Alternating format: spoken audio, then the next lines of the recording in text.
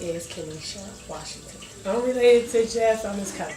I became a kinship caregiver when Jeffrey was dropped off at my house. Well, it was my aunt's house down the street. And she didn't have nowhere else for him to go. So I told her I'll take him in. And so we went through the process of figuring out how to become a caregiver.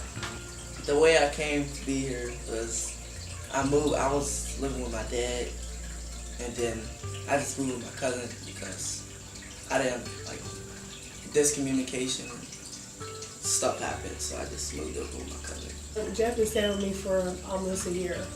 My benefit is to take care of my cousin is that I didn't see him out in the street, and I was so worried about that, him going to house, even for years. I've been telling Jeffrey you just don't want to come stay with me because I was hating to see him jump from house to house to house to house to house, you know what I mean?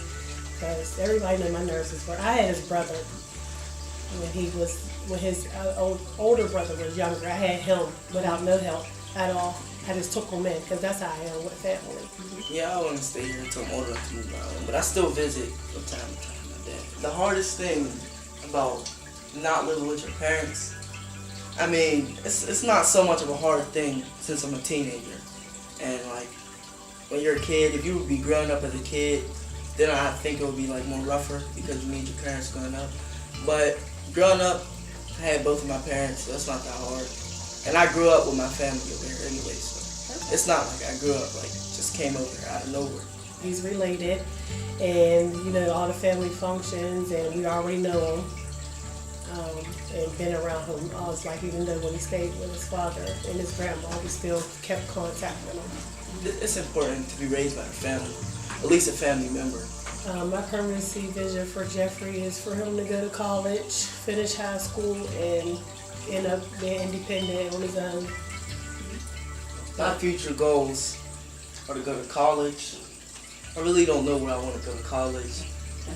But I don't know.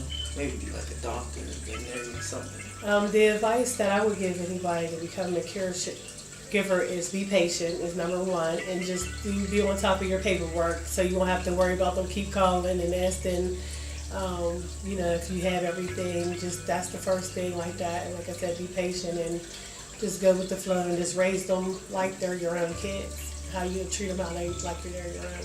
Caregivers who are adopting a child, try not to be so hard, maybe just be parents. I have 5 kids of my own. One's in college. I have one's 19. That's me on dad's team. And I have twins that's 17. It's their last year of high school and a 15-year-old. It was a big benefit that Jeff was a teenager. It wasn't no real little kids or real. He fit right in. Alexis, my 19-year-old daughter. Shaija is Lexus's dad's team member for Damaged Dad's Crew. Marcia is my 15-year-old daughter, and Moose Ariana, she's our cousin, but also a member of the dance team, the Damaged Dance Crew. And Jeffrey and Kenisha. I like to say to him, good job, kiddo, when you were a kid. I'm glad you accomplished and did what you were supposed to do. And we talked about, finished school, went to college, and you're on your own. You didn't become a loser or something.